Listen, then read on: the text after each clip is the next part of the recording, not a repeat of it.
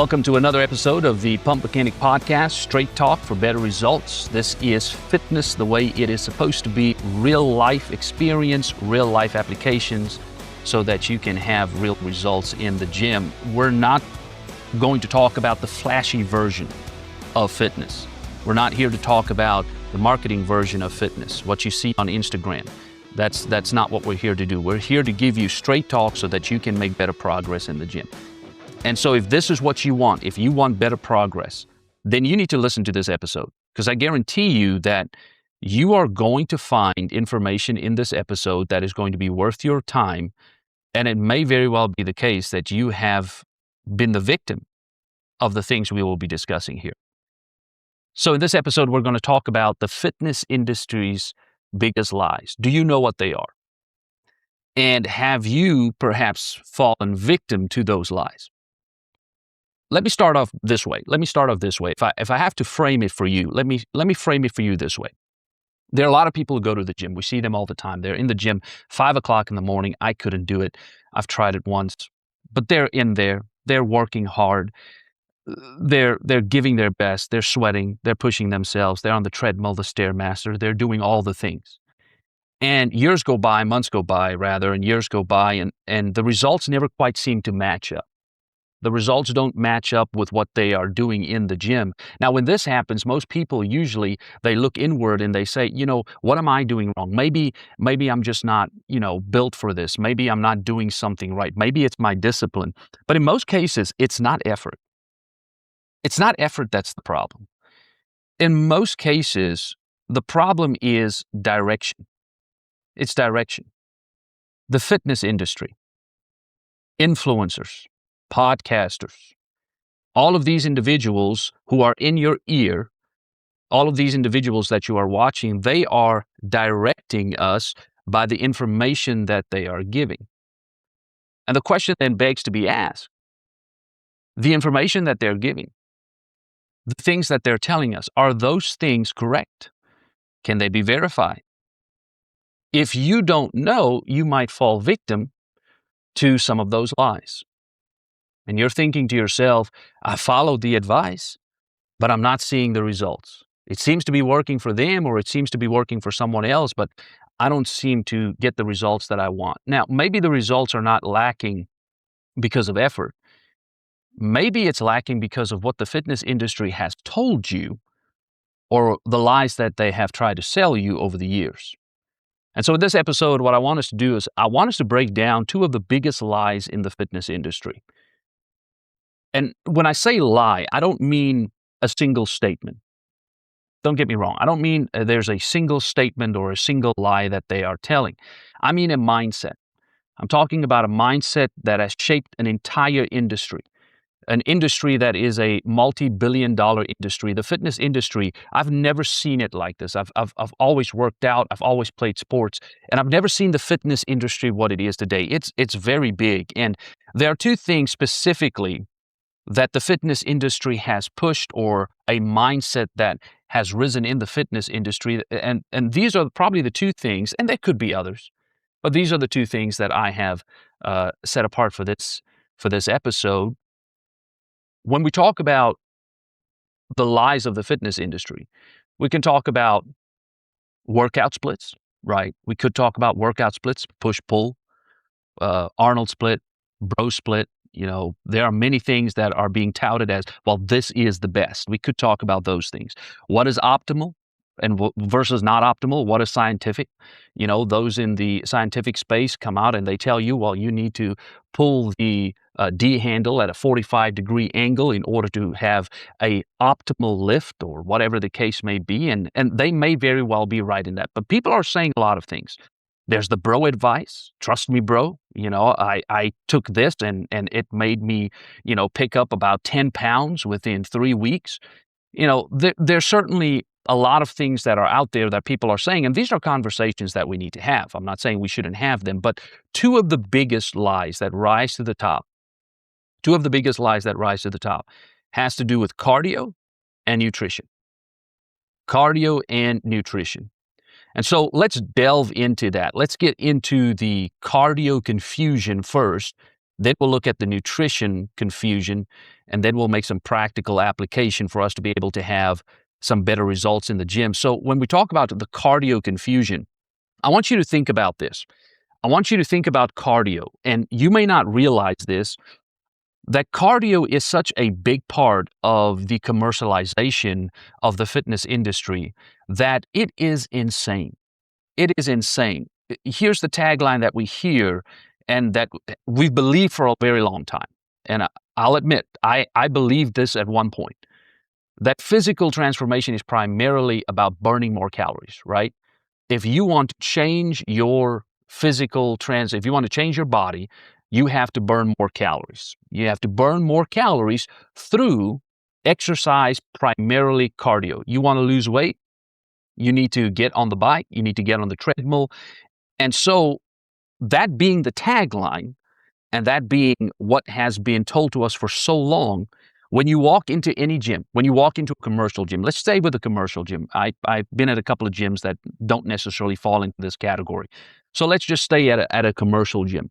When you walk into a commercial gym, what do you see? Cardio machines, right? Those of us who lift, we usually lament and say, that space could have been used for at least 10 other machines, right? But what do you see? You see cardio machines, you see fat burning workouts, right? Dances that people do. They have classes. Then you have sweat-based training programs. I mean, we could go through the list. All of these things have but one thing in mind. We need to burn as many calories as possible so that you could lose weight. And the assumption is simple then. If you do enough cardio, fat loss will follow. If you do enough cardio, fat loss will follow. But the reality is much more nuanced. Reality is much more nuanced. And once you understand the truth, it's going to change the way you work out. Once you understand the truth, it's going to change the way you operate in the gym, and it's going to change how you think about nutrition. We have to put this disclaimer out there because somebody is going to say something. I guarantee you, cardio is not useless. All right, cardio is not useless. It has its place. Running, cycling, rowing, swimming. These are all things that are excellent for cardiovascular health. They're excellent to strengthen the heart. They improve endurance. They can help reduce the risk of many diseases. And so cardio certainly has its place. So don't get me wrong when I talk about the biggest lie and cardio being a part of that. The question we're asking is different than the health benefits that cardio provides. The question that we're asking in this episode in relation to the biggest lie in the fitness industry is this: is cardio the primary driver for fat loss? For many years, the assumption was yes. For many years, people were saying, well, if you want to lose weight, you need to do more cardio. But some recent research, well, not recent, but they did a review or a synthesis, as they call it, has shown that the story is a little bit more complex. It's not just about cardio. One of the most interesting studies on the subject was published in the Current Biology 2016 by Ponzer, Herman Ponzer, and Herman Ponzer is a Duke evolutionary anthropologist. Now, I do not share Mr. Ponzer's views of evolution. However, what he has come across as far as this study is concerned is certainly valid. It's certainly something that we can gain from. So Ponzer, what he did is he studied the hunter-gatherer population known as the Hadza in Tanzania, if I'm not mistaken, Tanzania. And what he noted in this study is that these individuals were extremely active.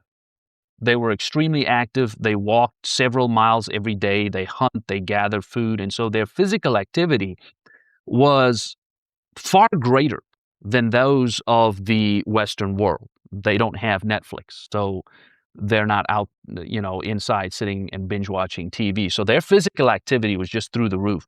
And so the assumption that we would draw when we hear about this tribe, the Hadza in Tanzania, when we hear about them, we would think to ourselves, well, these people must be in great shape. They must constantly be losing weight. Well, if these individuals are active, they must burn dramatically more calories each day. That would be your assumption. But when researchers measured their total energy expenditure, they discovered something surprising here. Their calories burn was not dramatically higher than that of people living in active lifestyles. I want you to think about that for a second. The calories that they burned was not dramatically higher than that of people living sedentary lifestyles. Now, a newer review published in 2026, in fact, it was released in February. This was Eric Trexler. It's a well-known name in these circles. And he helps explain this even further. This was a review synthesis, and it did not just look, what they did is they didn't just look at the one group of people, but pulled together an evidence from human exercise study and animal research and asked a simple question. Does moving more, cardio, always mean you burn many more calories or that much more calories, or does the body start adjusting? Does the body start adjusting?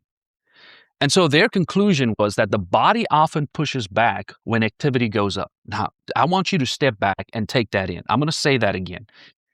Their conclusion in the study, so this is a 2016 study. They did a review again in 2026 with Eric Trexler and Ponzer, and they said that the body often pushes back when activity goes up. So the more cardio you do does not mean you're burning more calories.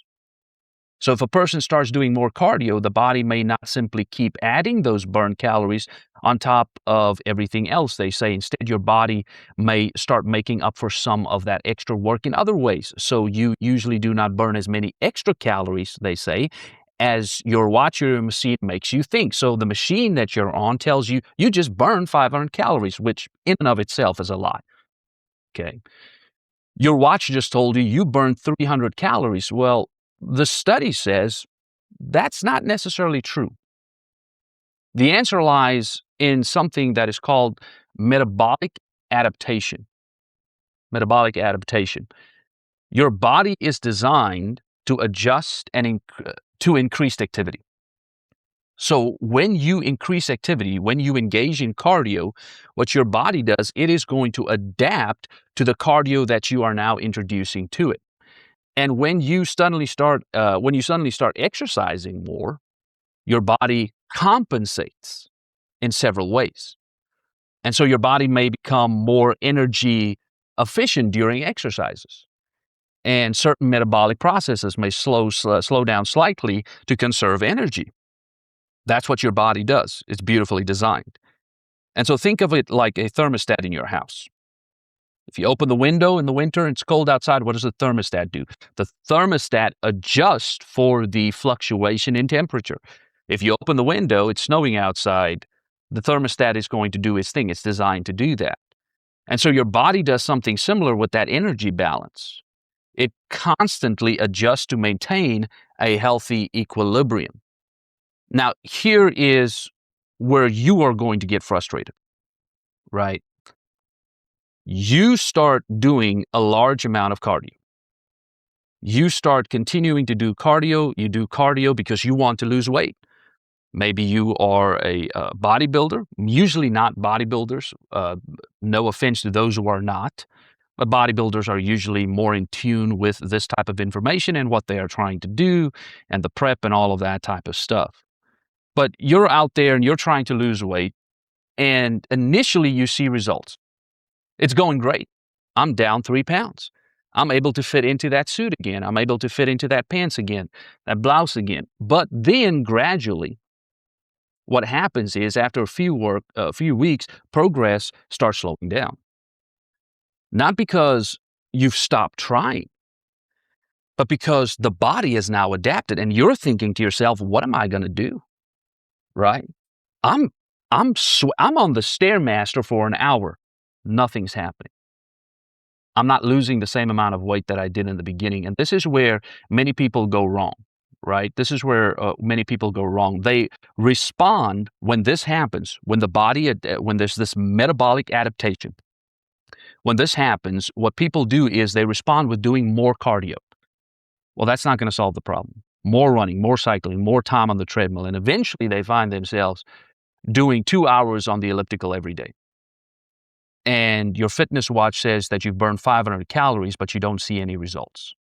Now, that may very well be you. And the reason we believe that more cardio is necessary is because that's what the fitness industry has told us for so long. That is what the individuals who are trying to sell you this fat burning pill, V-Shred, you go down the list, right? You need to take these supplements, and we'll talk about supplements here in a second. You need to do more cardio. Let's go to a class, and we're going to spend 3 times a week. We're going to be burning. We're going to be burning calories by dancing around, jumping around. I'm from the age of Tae Bo. Do you remember Tae Bo? Do you remember P90X? All of these fads, they've come and gone. But what is always the entirety of that entire narrative was we need to do more cardio. And as I said this in the beginning, cardio is not bad. Cardio is great.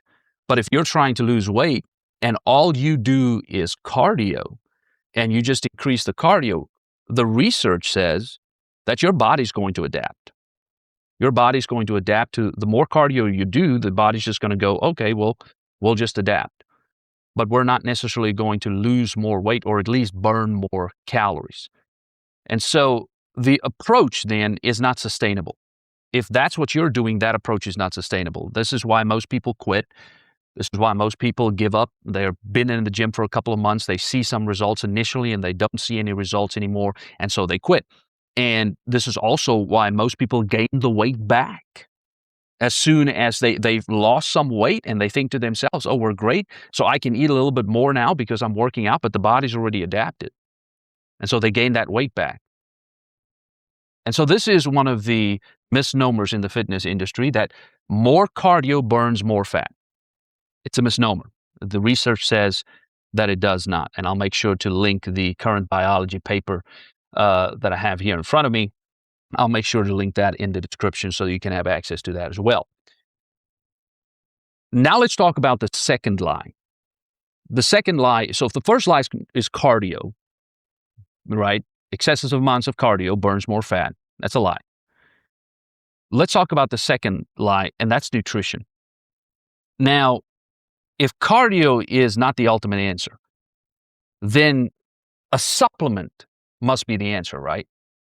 And I want you to follow this line of thinking with me. We've walked into the gym and you see all the cardio equipment because they've sold you this lie. The more cardio you do, the more fat you're going to burn.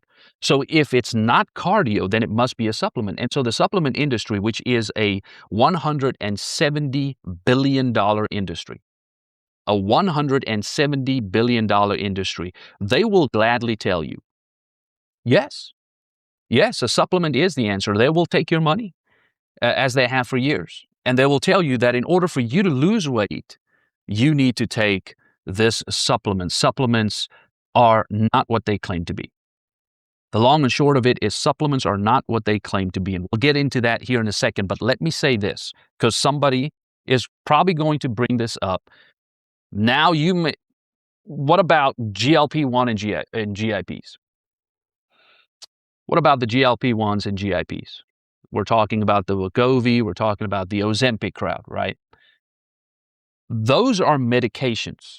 I cannot stress this enough. Those are medications. They are drugs with real effects, side effects that is, with real risks, and they are medically targeted use drugs. They are used medically, right? Ozempic, the GLP-1s, and the GIPs. And so they are legitimate medications for certain people.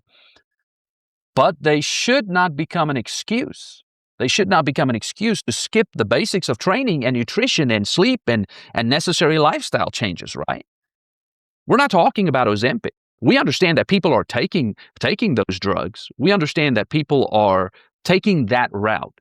But that route, in my estimation, and this is just my opinion, that route should not be taken by individuals who are healthy, who do not need to take a drug, who do not have health problems that prevents them from losing weight or prevents them from doing the things that they need to do in order to lose weight. If you're a healthy individual, you need to put in the work.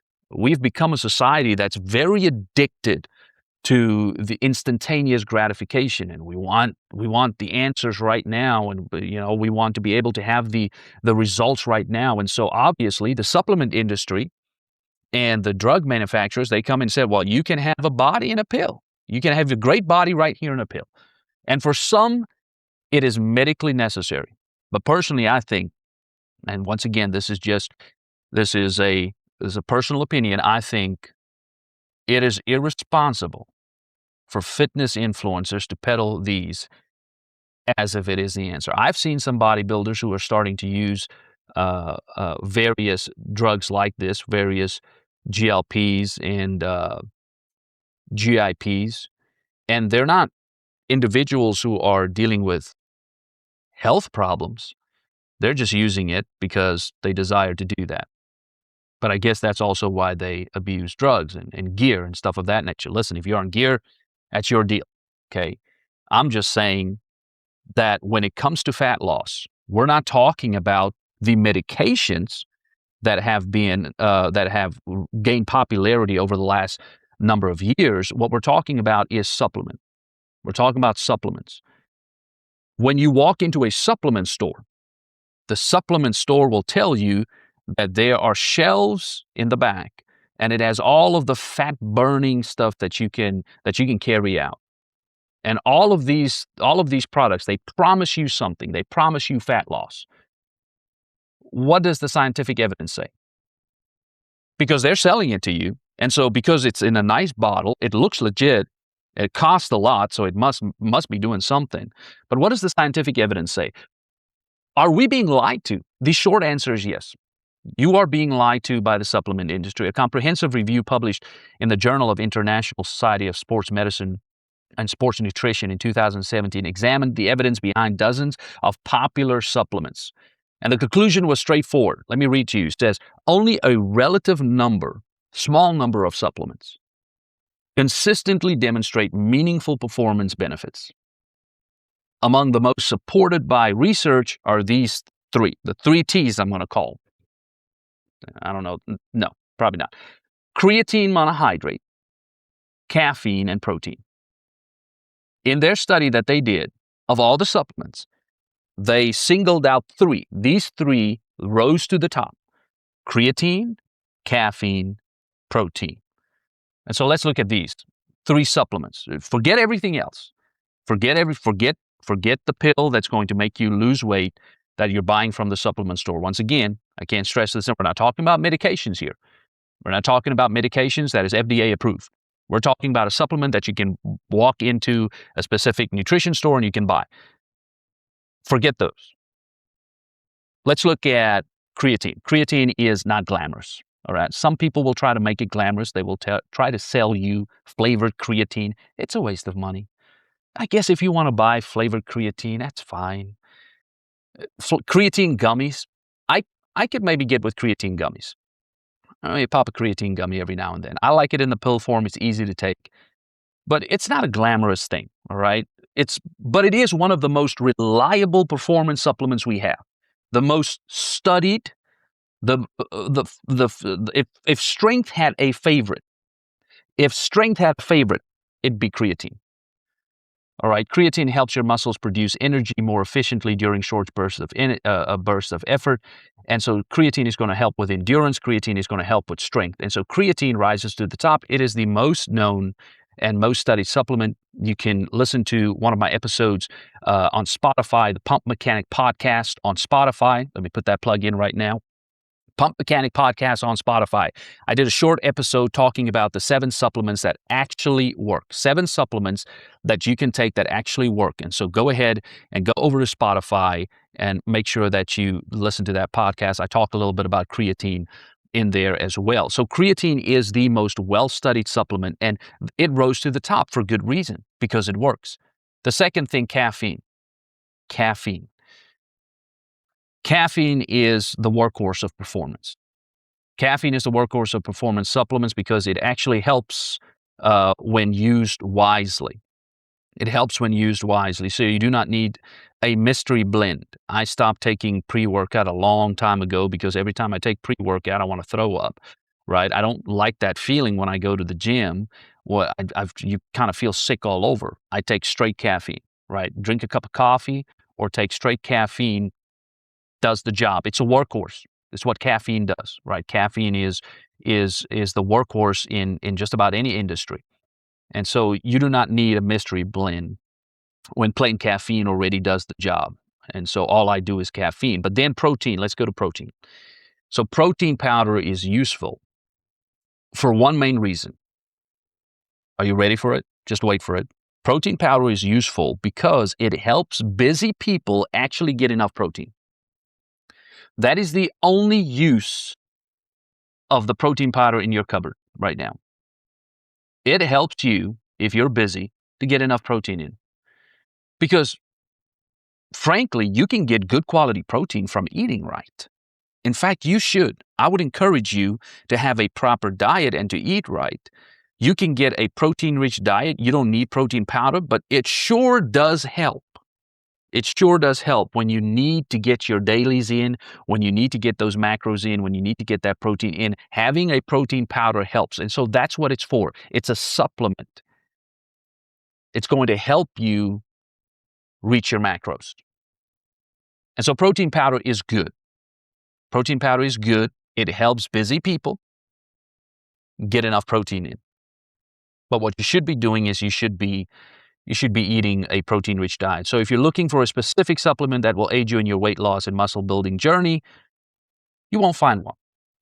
Is there a specific supplement that you can go to and say, if I take this pill, if I drink these things, it's going to help me in my weight loss journey? So some supplements may help in a limited way and for a little while. Some supplements may help in a limited way and for a little while, but no supplement can deliver transformation people are hoping for. It's a lie. It's one of the fitness industry's biggest lies. Not only cardio, more cardio burns more calories. It's a lie. It's not true. Nutrition, take this supplement and you will lose more weight. No, that's not true. Caffeine, creatine, and protein, those three rise to the top. Okay, so we've listed out the lies and we've looked at these two. So there has to be a solution, right? Let's look at some real talk. Some practical solution for you so that you can fix whatever needs to be fixed and you can get back on that horse and do better in the gym. After all, this is what I want this podcast to be about. I want this podcast to have some real life information, some real information backed up by scientific evidence, backed up by various means and real talk that you can take and go apply in the gym. So 3 factors. There's going to be 3 factors that we're going to talk about here in our solution. 3 factors repeatedly show up as the most influential drivers of physical transformation. 3 factors. You have a pen? Take this down. Resistance training. It's weightlifting. Adequate protein intake and sleep. 3 factors. If you want transformation, if you want to change your body composition, if you want to look better, if you want to feel better, resistance training, adequate protein intake, and sleep. These are the 3 main drivers of physical transformation. Get these right and you will see results. Let's start with resistance training. When you lift weights, you create what is called mechanical tension and in the muscle fibers. Mechanical tension in the muscle fibers, and so muscle fibers, can't talk. And so this tension activates cellular signaling pathways that stimulate muscle protein synthesis. In other words, let's put it in layman's terms, it tells your body to repair and strengthen the muscle tissue. Muscle breaks down when you work out. The muscle is told you need to strengthen because we need more strength to lift this thing. So now how does lifting weights then? The question begs to be asked, how does lifting weights differ from cardio as far as a metabolic adaptation goes? I'm glad that you asked. So cardio usually burns more calories during the session. You can burn calories during cardio, but lifting tends to preserve muscle and may trigger less metabolic compensation. So during a session, you're always going to burn more calories doing cardio than you are lifting. lifting weights, if I go into the gym and I do a leg day, it's rigorous. Maybe not a leg day. Maybe let's just say you do chest and triceps. If that's your split, or it's a push day, you're not going to burn as many calories as somebody doing cardio. All right. And so that's why resistance training is so important, because when it comes to that metabolic adaptation, cardio burns more in the moment, but resistance training over time is going to slower that metabolic compensation that happens in the body.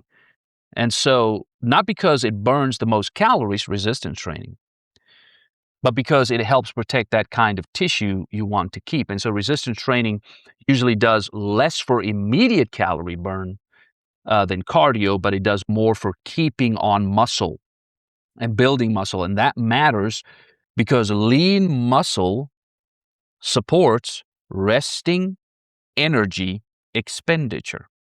Let me say that again. Lean muscle supports resting energy expenditure. And so it improves the quality of the weight loss. And so what does that mean? Straight talk. The more muscle you have, the better your overall weight loss will be sustained. The more muscle you have, the better overall weight loss will be sustained. Now, I can hear the ladies now, well, I don't want to get bulky. Trust me, you won't, right? You won't. I don't want to get bulky. I don't want to get big. We're not talking about becoming a bodybuilder. That's not what we're talking about. If you want to lose weight, we're not talking about just doing more cardio. We're talking about actually putting on some muscle mass that is going to help you sustain that weight loss. Why? Because you will have a better resting energy expenditure, meaning you'll burn more calories resting, having more muscle than not. And so you don't have to become incredibly big. You just have to build more muscle. There's an interesting study I read. It's a while back now, and so I can't recall it. I really shouldn't bring it up, but it was talking about the fact that people who are older, some of them, most of them, they die because they fall. And the reason they fall is because of the lack of muscle in their legs. And, I started looking at individuals, older individuals, 70 years old, 80 years old, the guys that are still walking around, the women that are still walking around, you can tell that they have the ability to do that because they did something in their lifestyle. They built some muscle. And individuals who don't do that usually are using means to get around. But I just thought that was interesting because it relates to this. The more muscle you have, the more weight you're going to be able to keep off. And so also keep this in mind. With the resistance training, when you think about the resistance training and metabolic adaptation, when you think about this, if the workload never increases, adaptation will eventually stop. So if you go to the gym and you're thinking to yourself, you know what, that pump mechanic said, I need to lift weights, and that's going to help me to burn more fat. I need to put more muscle on. So you're in the gym and you're working out, and you stay on that same plan. If you lift 20 pounds all year and you never change that 20 pounds to something else, you don't go up to 30, to 25, to 30, to 45, you don't ever increase, there is no progressive overload, your body will get to a point where it will not see a reason to change. You can be in the gym and you can lift weights, but if there is no progressive overload, your body's not going to change. And so you pair that mindset with no progressive overload with an unchanging diet, and before long, you're going to be right back where you started. So you're in the gym and you're lifting weights and you're building some muscle initially, and you're keeping off the weight, but because you don't progressively overload, your body just says, okay, there's no reason to change, and you don't change your diet, or your diet stays the same, and you gain more weight, and you're back to square one, and we're back to the very first part of this episode. And so this is why progressive overload matters. Don't get comfortable. If you're in the gym, you always need to progressively overload. You always need to lift a little bit more. And so now the second pillar that we need to talk about. The second pillar is protein.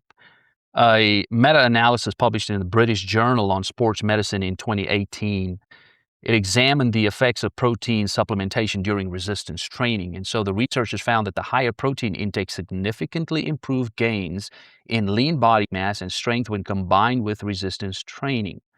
And so in practical terms, most people trying to build muscle do well with about 0.7 to 1 gram of protein per pound of body weight per day. That's individuals, just an average individual. 150-pound individual, about 105 to 150 pounds, 150 grams rather per day of protein. Now, if you're into bodybuilding, you've heard it already, 1.5, 1.5, some even 2. But there are even those who dispute that number. They say, well, you don't need that much protein. You just need 0.7, you need 1 gram, and that is sufficient. I like to err on the side of caution. I'm going to get 1.5 to 2. But that's just me. But the research says that in practical terms, that higher protein intake significantly improved gains in lean body mass and strength when combined with resistance training. So if you're doing resistance training because you want to lose some weight, you're going to put on that muscle because it's going to help keep the weight down. You also need to add in that protein. You need to eat right. So make sure that you have a protein-rich diet. Eat the steak. Eat the chicken if you don't like steak. Eat the protein-rich foods. What about vegetable proteins? Well, maybe we'll deal with that in another episode. Does it have the effects as the plant-based proteins? Does it have the same effects? We could certainly deal with that in another episode. But make sure that you're getting adequate protein in 0.7 to 1 gram for an average person working out in the gym. If you're bodybuilding, it's going to be 1.5 a day. So finally, let's talk about sleep. Sleep is often overlooked, right? In the fitness industry, this is something that we preach heavily to young lifters. When we train young lifters, when we talk to them, the first question is, what's your diet look like and how much are you sleeping, right? What does your diet look like? Do you know how much you're eating? That's usually the first question. The second, well, what's your sleep schedule look like? So often it's overlooked, but it plays a critical role in hormonal balance. It plays a critical role in recovery and metabolism. And so when you look at this, one study that they did, it said that about participants who slept about 8.5 hours a night lost significantly more fat than those who slept only 5.8 hours. In fact, the sleep-deprived group lost a greater proportion of lean muscle mass instead of fat. I believe that was, if I'm not mistaken, let me get that here. I want to give you that. That was a meta-analysis that was a controlled study that was in the Internal Medicine, internal controlled study published by Annals of Internal Medicine in 2010, talking about a sleep study. Participants who slept about 8.5 hours per night lost significantly more fat than those who slept only 5.5 hours. And so sleep is important. You need to get adequate sleep. And so what can sleep do for you? Muscle recovery and repair. Sleep is when your body does a lot of the rebuilding work, and which matters after hard training and day-to-day wear and tear. You have to get those hours in. And so most bodybuilders, most fitness guys that I know are very strict about scheduling the sleep. It's time to go to bed. I need to get my 6 hours in. I need to get my 8 hours in, depending on what you do. It's also good for hormone regulation. Adequate sleep helps regulate the hormones tied to stress, appetite, metabolism, so you are less likely to feel constantly hungry, wired, or run down when you get proper sleep. But also better training performance. You always train better when you had enough sleep. When you sleep enough, you generally have better energy, better focus, and reaction time and workout quality, right? In the gym, I always feel so much better when I sleep, when I have just taken a nap and I'm able to go to the gym. And so in all of this, what's the takeaway?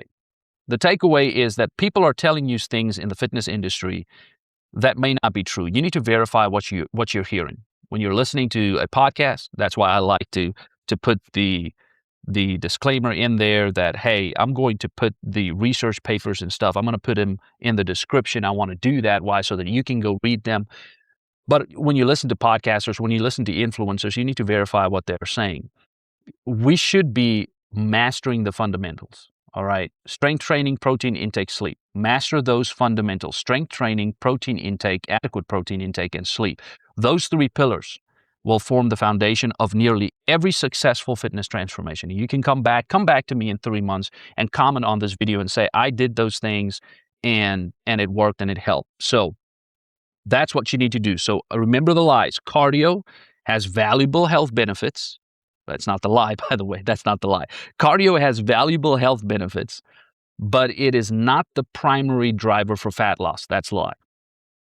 It's not the primary driver for fat loss. Second, most supplements play supporting roles rather than one central supplement that does all of the things. Most supplements are going to play a supporting role. And third, the real engine for physical transformation, three fundamental pillars: adequate protein, adequate sleep, and resistance training. The fitness industry's biggest lies. If you've liked this episode, be sure to subscribe to the podcast here on YouTube and also on Spotify. You can listen to it in your car while you're driving. Share it with somebody who is serious about improving their health and performance. And I hope that you've enjoyed this information. Until next time, where we will get into workout splits. What split is the best? Is a push-pull split really that great? And if it is, how can I make it even better? That's what we're going to deal with in our next episode of the Pump Mechanic Podcast. Thank you for tuning in.